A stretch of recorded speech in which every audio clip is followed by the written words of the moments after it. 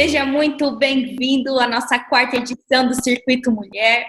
É um prazer muito grande estar recebendo você com o seu conhecimento. Espero que realmente a gente possa trazer inovação, trazer criatividade para o universo dessas mulheres que merecem o sucesso e com certeza estão aqui participando conosco hoje, porque tem muitos objetivos e muitos sonhos à vista aí. Seja muito bem-vindo, viu? Obrigado, para mim é uma honra imensa e eu espero contribuir um pouco e provocá-las um pouco com o meu conhecimento. Perfeito, muito bom. Lucas, para a gente poder começar, gostaria que você se apresentasse, por favor. Tá, claro.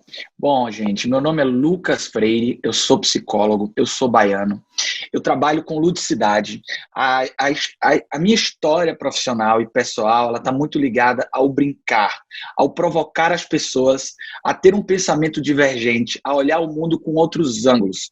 Então, eu construí uma história muito conectada com isso. Eu sou um contador de histórias. Além disso, eu sou professor universitário. Eu dou aula para vários alunos, dou aula aqui na Universidade Federal da Bahia, na área de resiliência. Principalmente, as minhas aulas são focadas aí em desenvolvimento de pessoas, né? Trabalho bastante com empreendedorismo, desenvolvimento de pessoas e construir essa história que está muito conectada em provocar as pessoas a pensar diferente, a entender o mundo e olhar o mundo com outros olhares. Eu vou mostrar umas imagens já para vocês que exemplificam um pouco essa história e o que eu faço. Muito bem. A gente vai falar a respeito, então, de criatividade e inovação, né, Lucas? A gente vai falar sobre criatividade, sobre resiliência, qual é a conexão entre esses dois elementos. E a gente vai falar especialmente sobre um convite que eu faço para todas as pessoas, especialmente as mulheres, que é o convite do playfulness. É o convite ao brincar, ao se conectar com essa criança interior, que muitas vezes a gente vai institucionalizando, deixando ela para trás, e as mulheres como as grandes educadoras do mundo são os nossos maiores exemplos disso. Eu vou trazer alguns exemplos para que a gente se sinta provocado em sermos mais criativos e resilientes. Muito bom. Fique à vontade para compartilhar sua tela quando quiser, Lucas. Vamos lá, então. Ótimo, então, bom dia, gente, maravilhoso estar aqui com vocês, esse convite incrível. Eu espero que eu possa provocar a todos a pensar um pouquinho diferente e o meu convite é o convite do Play, mas já eu explico isso. Meu nome é Lucas Franco Freire, eu sou psicólogo, como eu já disse para a Tati, eu trabalho com educação e ludicidade. A maior parte do meu trabalho é provocar as pessoas a sair das suas rotinas e a ter a imaginação fértil, a usar a imaginação para descobrir o mundo. E eu tenho uma história muito interessante sobre isso. A pessoa mais influente da minha vida, a pessoa que mais estimulou a minha vida, a minha imaginação, a pessoa que é responsável por tudo isso é a minha mãe. É uma mulher maravilhosa, incrível, que pôde me provocar e criar um ambiente favorável para que eu pudesse todos os dias criar uma história nova, sair da casinha, todo dia eu criava alguma coisa. Minha mãe, Tati, ela tinha uma experiência talvez não tão profunda em trabalhos manuais, mas graças à nossa escola, que permitiu que a gente fizesse muito disso, minha mãe fazia de tudo, Tati. Minha mãe era aquela pessoa que montava tudo que a gente imaginar, de robô, a torcida organizada, a gente montou em casa, e isso faz parte da minha história.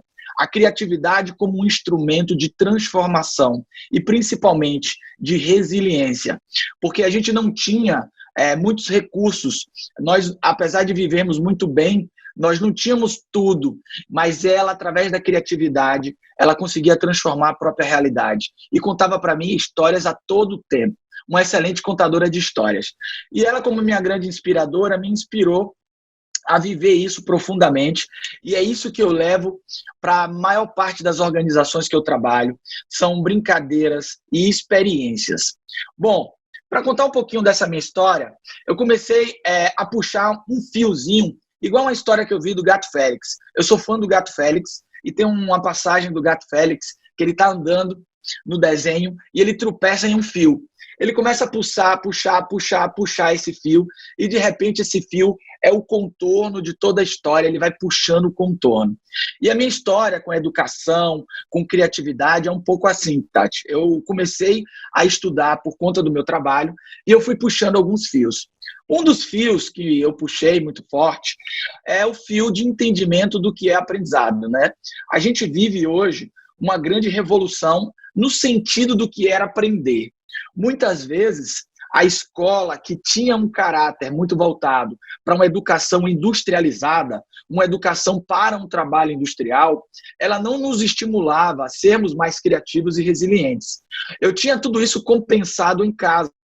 Como eu disse para vocês, a minha mãe me estimulava muito a ser criativo, a buscar as ferramentas que eu tinha em casa para resolver as coisas. Nem sempre dava certo, tá, Tati? A gente errava bastante. Mas aí uma coisa importante, o erro é um dos instrumentos de aprendizado, o erro através da experiência. E a gente vive uma era que a gente está saindo de aprendizagem, algo que acontece com a gente, para uma era da aprendizagem como algo extremamente consciente e intencional. Nós somos uma geração da intencionalidade. E uma educação voltada para criar autonomia é algo que eu comecei a buscar, eu comecei a entender com mais profundidade através das minhas pesquisas, através de vários estudos e muitas vezes tentando entender o que minha mãe fazia quando ela me provocava assim: Lucas, pegue o material que você tem e construa aí. Construa com o que você tem. Construa com as coisas que a gente tem em casa. Use a sua criatividade. Era um estímulo, acima de tudo, a ter mais autonomia. Eu não sei, Tati, se você percebe isso, mas hoje em dia a gente vive muito a história do brincar com os brinquedos prontos. Eu tenho um afilhado, foi aniversário dele recentemente, eu fui dar um presente para ele e eu comprei um boneco do Hulk. Eu acho que eu comprei mais para mim do que para ele. Era um bonecão do Hulk, lindo, maravilhoso. E eu me impressionei com o seguinte: ao dar o boneco para ele, ele passou mais tempo brincando com a caixa do que com o boneco. E aí vem uma questão interessante sobre esse educar para a criatividade. A gente está entregando para as crianças muitas histórias prontas, muitos brinquedos que já contam a história completa. E a gente está tirando muitas vezes das crianças a possibilidade do imaginar, do criar, do brincar. E muitas vezes a gente vamos virar adultos que não tiveram essa fase bem desenvolvida. E isso vai causar muitas vezes um bloqueio na nossa possibilidade de imaginar e transformar o mundo. Afinal, é isso que é a criatividade. Os meus trabalhos e estudos em educação me levaram a realmente entender mais profundamente o que é a criatividade. A criatividade é o nosso instrumento de transformação do mundo e é o nosso instrumento de resiliência. Quando a gente observa e vê o conceito de resiliência, que é uma adaptação flexível, que é uma transformação positiva que nós temos diante das adversidades, essa transformação ela vai se dar através da criatividade. É a criatividade que é um instrumento para sermos mais resilientes. Então, quando a criança explora o mundo através de um olhar criativo, de um olhar divergente, ela está sendo resiliente, ela está malhando e desenvolvendo a resiliência.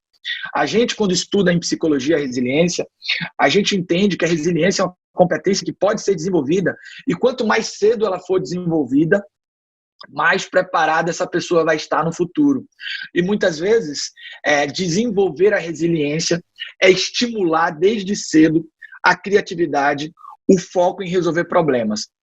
Tem um autor, que é uma das minhas bases de estudo, chamado Mihaly Csikszentmihalyi. Ele é um psicólogo que estuda a felicidade, que estuda a experiência ótima. O que é a nossa experiência ótima? Já já eu falo dele para você. E ele tem uma frase que eu amo. Pessoas criativas são bem diferentes, mas têm algo em comum.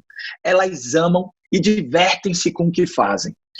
Quando eu comecei a estudar a criatividade, eu comecei a perceber que você se divertir com o que você faz torna e favorece a você ter um ambiente positivo para ser mais criativo. E o que é se divertir? A palavra divertir, ela está diretamente ligada a ver por outros ângulos, divertir, voltar para outro lado. E o divertir na nossa cultura é o brincar, é o play, é o convite que a gente tem para ter uma vida mais leve, para ter uma vida mais divertida. E isso está muito ligado à nossa relação com o trabalho, né? A gente tem uma cultura que fala que o contrário do brincar é trabalhar.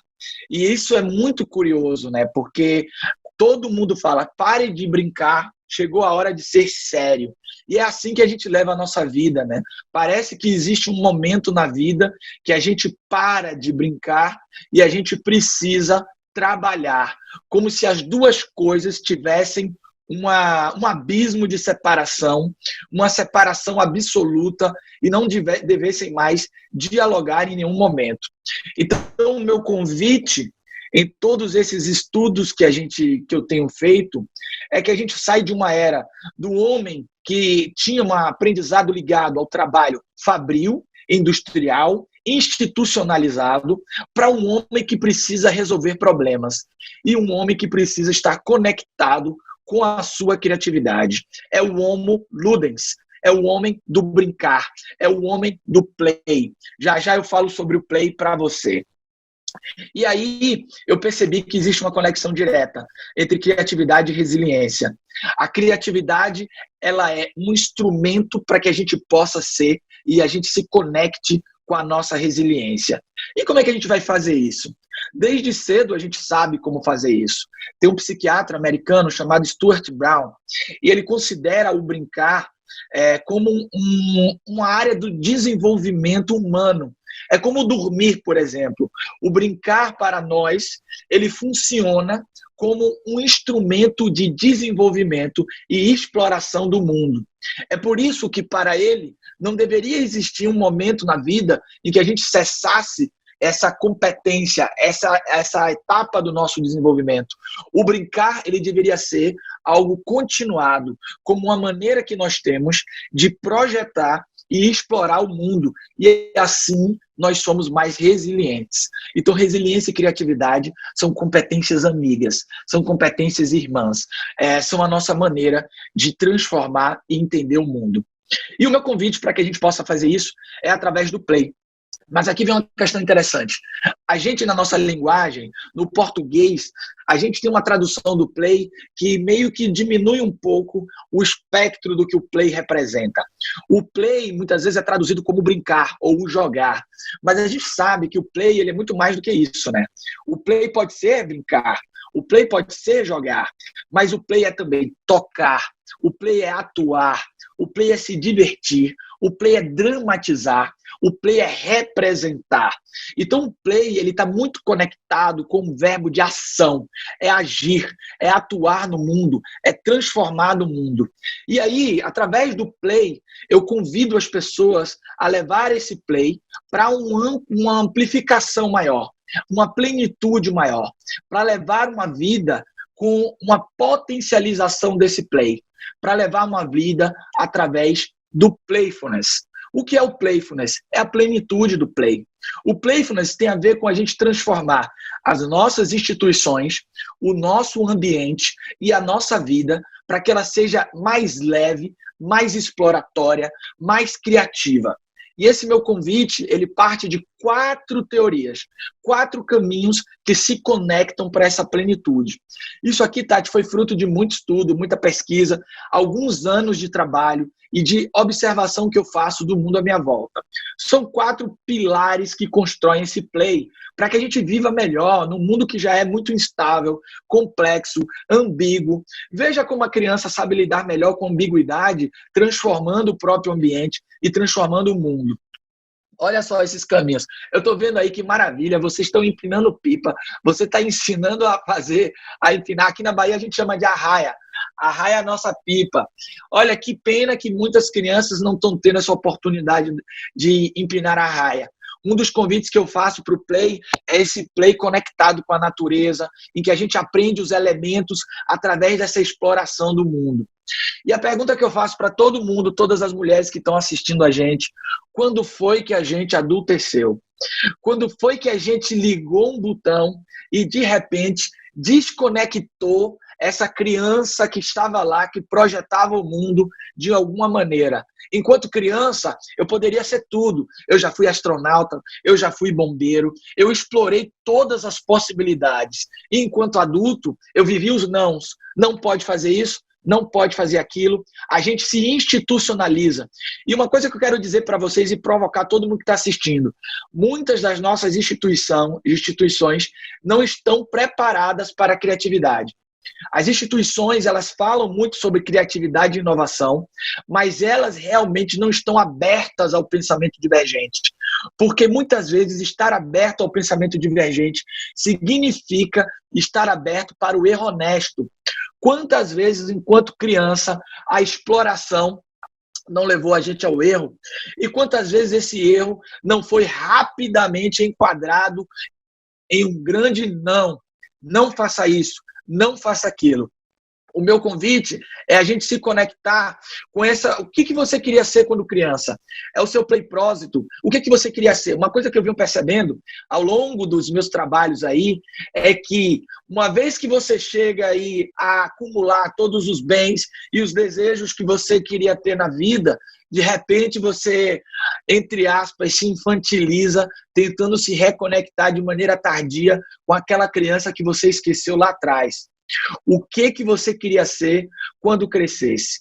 O que você queria ser? Quando você se olha no espelho hoje, como você se conecta com a sua criança interior?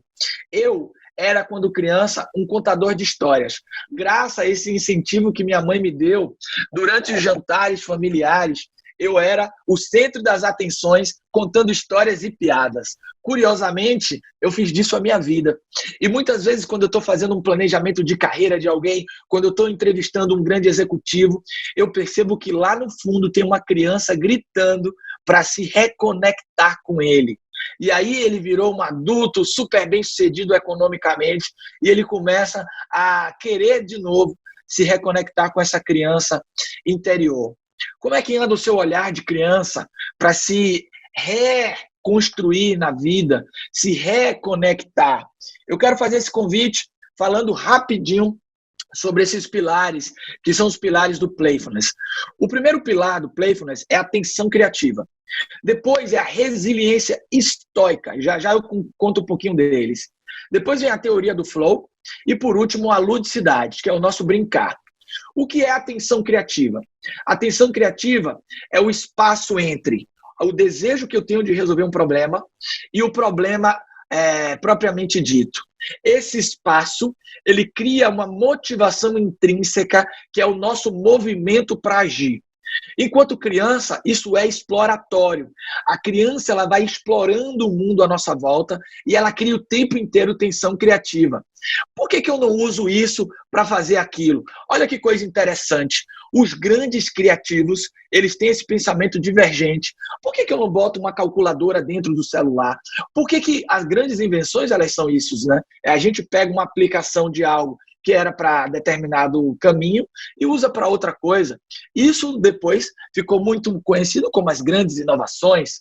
A Eureka foi lá no momento de descontração de Arquimedes, no banheiro, vou tomar um banho, e aí eu tenho essa epifania. Então, a tensão criativa é esse espaço. Como é que eu gero tensão criativa? Abraçando a adversidade, abraçando as dificuldades. Um exercício para que a gente entenda a tensão criativa é convidar as pessoas a pensarem o seguinte: qual é a realização que você tem mais orgulho na vida? Eu faço isso, Tati, em todos os meus exercícios e treinamentos corporativos e treinamentos em sala de aula, e me surpreende que as realizações que as pessoas têm mais orgulho, normalmente foram muito difíceis. Foram os perrengues que a vida colocou, elas estavam cheias de dificuldade e adversidade. Por quê? Porque colocaram a gente em tensão criativa. Tensão criativa deveria ser um direito universal. Se eu entupo a criança de brinquedos prontos, elas são menos criativas, porque elas não têm essa tensão, elas deixam de criar. Então, a tensão criativa é o problema que nos move. O segundo elemento do Playfulness é a resiliência estoica. os filósofos estoicos, não dá, a gente tem pouco tempo para falar sobre isso aqui, mas são filósofos que eu amo, porque eles são filósofos que eles convidam a gente a olhar a vida de outra maneira. Tem um filósofo estoico muito conhecido, que é Epicteto, o nome dele. Ele era escravo, e ele não tinha liberdade do próprio corpo. Ele era muito maltratado pelo seu senhor e se tornou aleijado. E ele não tinha liberdade física, mas ele tinha liberdade de pensamento. Os estoicos nos convidam a pensar o seguinte: o que nós temos controle e o que não temos controle. Controle muitas vezes é uma grande fantasia do mundo atual. A nossa vida está muito conectada ao controle. É por isso que a gente evoluiu muito em ferramentas de planejamento. A gente quer muito trabalhar pensando como vai ser o futuro. E os estoicos nos convidam a pensar o seguinte: olhe a sua realidade agora, o que você tem controle e o que você não tem controle. Na maior parte da vida, nós temos controle na nossa própria reação.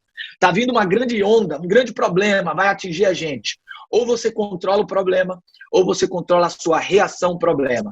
E aí uma dica de leitura para vocês: tem um autor americano chamado Paul Stoltz, que ele discorre profunda e lindamente sobre isso. Como nós podemos olhar as variáveis e adversidades da vida para entender o que temos e o que não temos controle.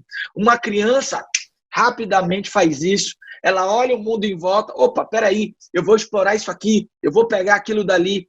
A gente vai construindo ao longo da vida muita ansiedade, que muitas vezes é fruto da gente tentar controlar variáveis que não temos controle e não temos influência.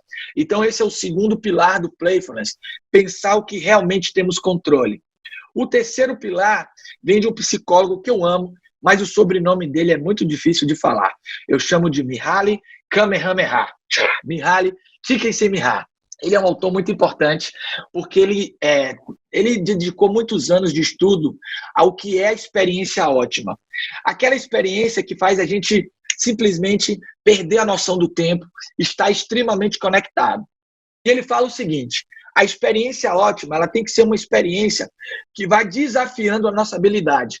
Ela não pode ser complexa demais, o desafio não pode ser grande demais, porque grande demais ele vai colocar a gente em ansiedade. Se a gente não tem recursos para lidar com os desafios, a gente entra em ansiedade. E ela não pode ser simples demais, porque ela vai colocar a gente em tédio. Quem usa muito a teoria do flow são os desenvolvedores de games, porque eles constroem games. A gente muita gente que está assistindo a gente, que já jogou um jogo, vai perceber que se o jogo tiver a primeira fase muito fácil, a gente fica entediado. Se ela for muito difícil, a gente fica ansioso. E aí a gente abandona o jogo. E isso é a vida.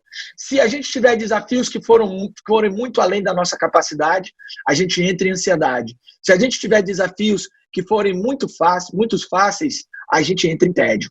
O flow é aquele intervalo em que a gente testa a nossa habilidade e a gente se coloca à prova e a gente não sente o tempo passar.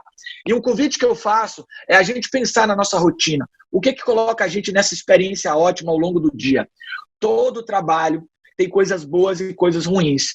Buscar o que conecta a gente pode ser um segredo a viver mais profundamente essa realização. O flow é um elemento da experiência ótima e não significa só experiências prazerosas. Muitas vezes, o que coloca a gente flow vai ser o desafio que a gente tem, mas é aquele desafio gostoso, aquele desafio que dá vontade, dá tesão de fazer. A gente olha e fala: poxa, é isso que eu quero fazer, vamos lá. E esse é um convite do Playfulness. O Playfulness está totalmente conectado com essa teoria do flow. E por último, a ludicidade, o brincar, estimular o nosso brincar, estimular o nosso humor. Você sabe que diversão é olhar diferente, é olhar o mundo com outros olhares. O que é divertido é o convite a olhar por outros ângulos. Ter humor é diversão. O humor é isso também. O humor nos causa estranheza. E muitas vezes, para que a gente seja mais resiliente, para que a gente seja mais criativo, a gente precisa olhar o mundo com mais estranheza. Tem um autor que eu adoro, Adam Grant, e no livro dele, Originais, ele traz uma compreensão muito rica que cientistas que já ganharam o prêmio Nobel, a grande maioria deles desenvolveram ao longo da vida alguma conexão com a arte, alguma conexão com alguma coisa que seja divergente, alguma coisa que conecte eles com um olhar diferente sobre a própria vida. E aí ele traz um convite, aí uma provocação. Um cientista aumenta 22 vezes de ganhar um prêmio Nobel se ele tiver algum hobby artístico, porque a arte é o grande exercício da criatividade, da criação, da autonomia. Eu não sei se vocês sabem, mas se você se torna sério demais, o seu cérebro se contrai e você deixa de ser criativo. A pessoa sisuda, ela não se abre, ela não abraça os sims da vida. E ela normalmente vai deixar de olhar o mundo de maneira diferente.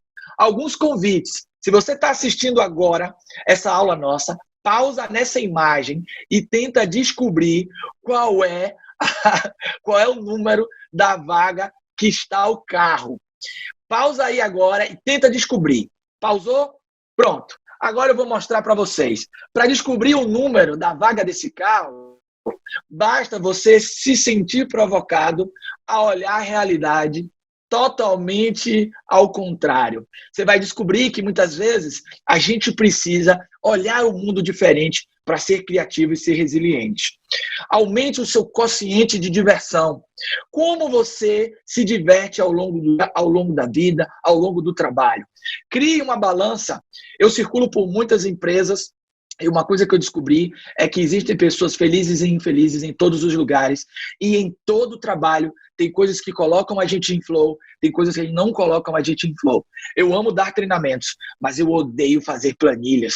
Para mim, as células são como grades. Uma fórmula de uma planilha é muito difícil, muito complexo para mim. Tem que fazer porque faz parte do trabalho. Mas como essa balança se organiza em nossa vida?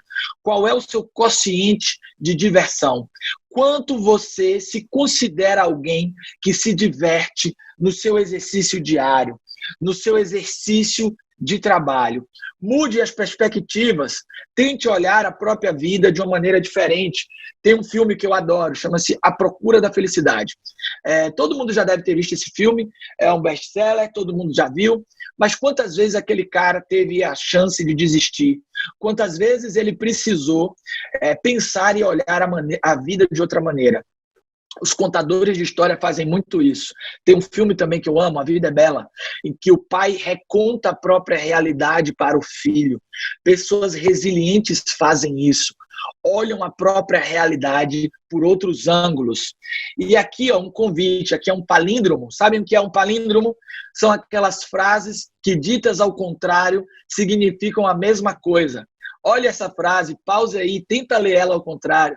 Você vai ver que, às vezes, convidar a gente a olhar o mundo de maneira divergente pode ser uma grande farra, uma grande diversão. Ser criativo, às vezes, é virar o mundo de cabeça para baixo. Ou então, ficar sozinho numa multidão. Dar o zoom in no problema e depois se afastar, como o Domênico De Masi nos ensinou lá com o seu ócio criativo. É buscar maneiras diferentes de viver a própria vida. E tem várias pessoas que fazem isso. Tem um cartunista que eu adoro, que ele tinha um grande problema. O problema dele é o seguinte, ele fazia tirinhas no jornal, só que as histórias que ele contava eram maiores do que o espaço que ele tinha para contar essas histórias. E ele tinha um grande problema nas mãos. Ele tinha que contar a história, mas não cabia na folha de jornal que ele tinha que fazer. E o que é que ele fez, então? Ele fez a história de dois ângulos. A história é uma, se você vê o jornal de um ângulo, e se você virar ao contrário, a história continua. Você tem que ler o jornal assim e depois virar ao contrário para continuar.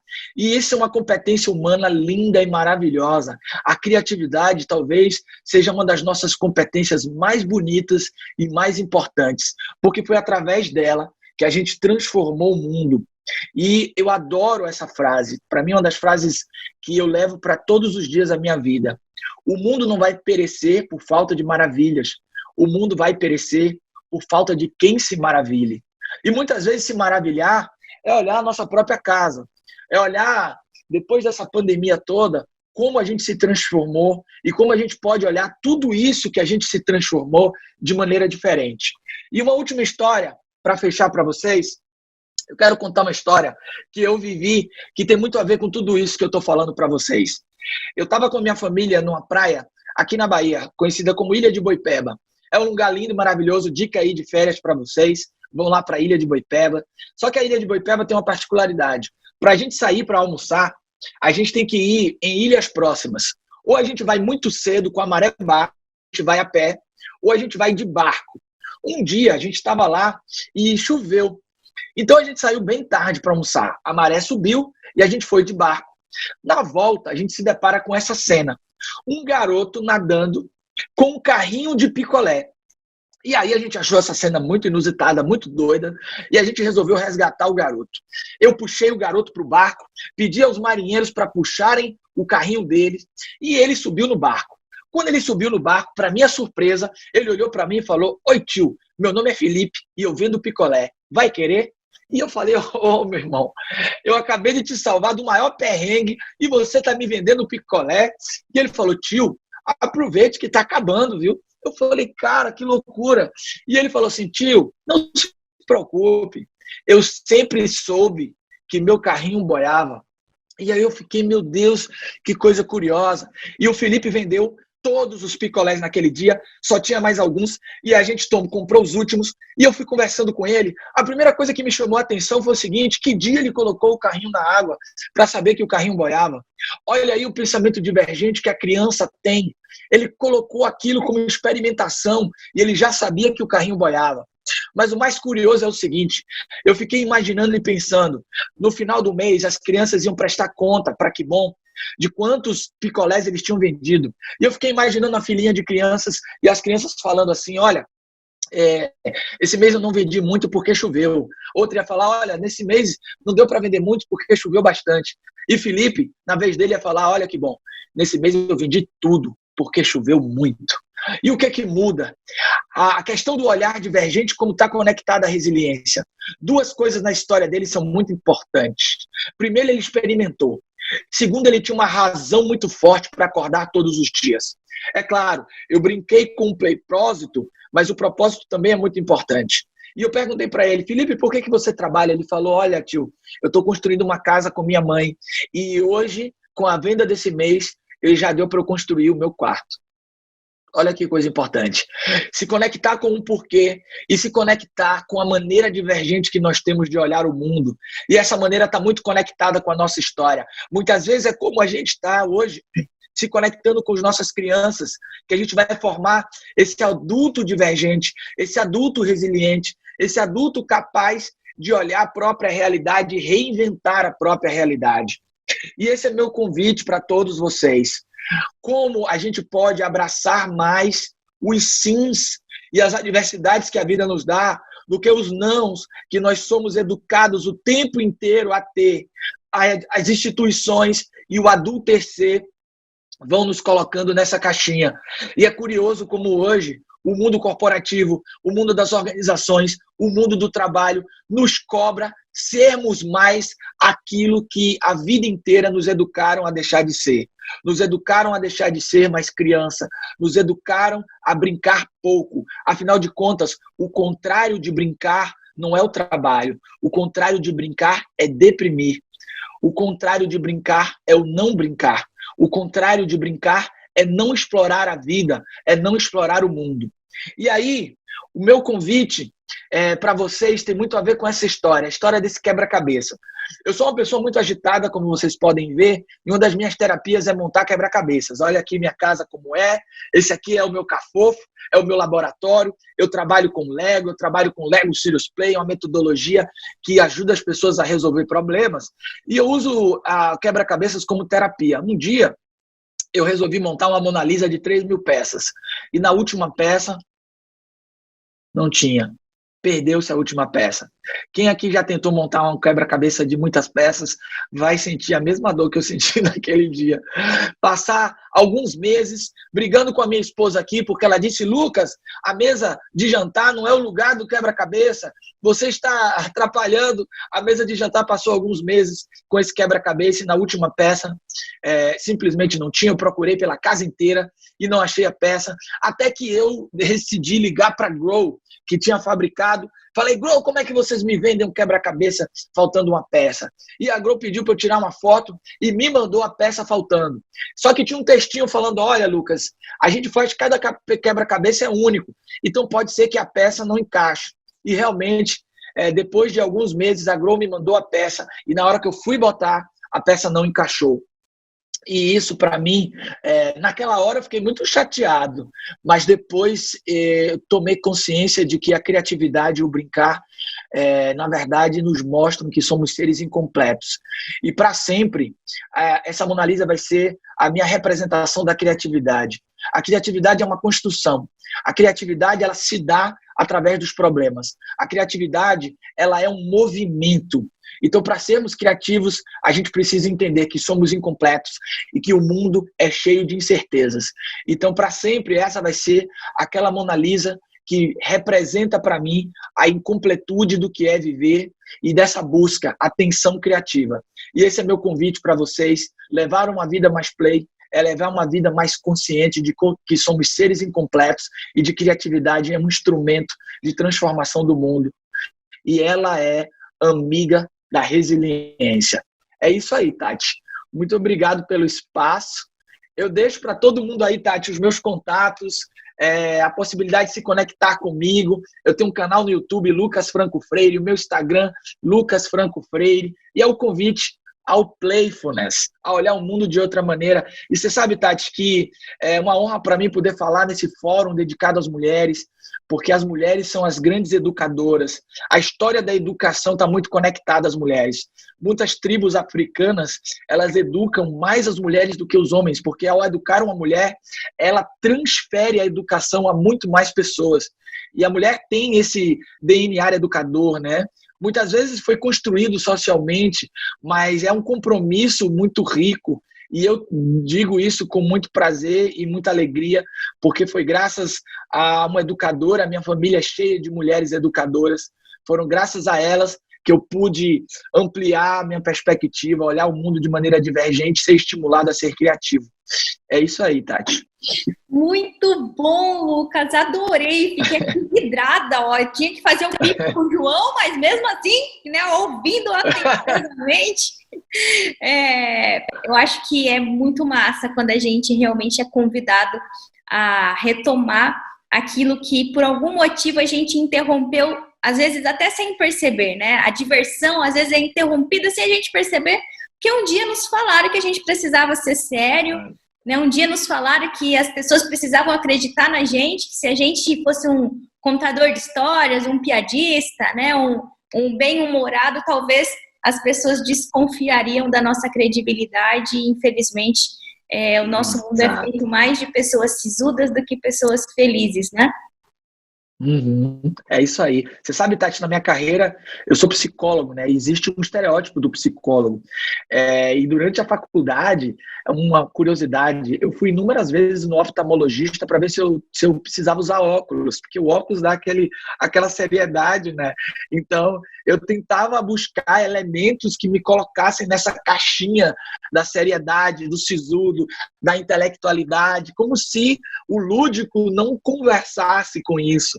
E eu já sofri muito por conta disso também, por ter essa conexão com o lúdico, por aparentar essa brincadeira, e isso muitas vezes não está conectado com a profundidade, a seriedade de algumas situações. É isso mesmo que você falou.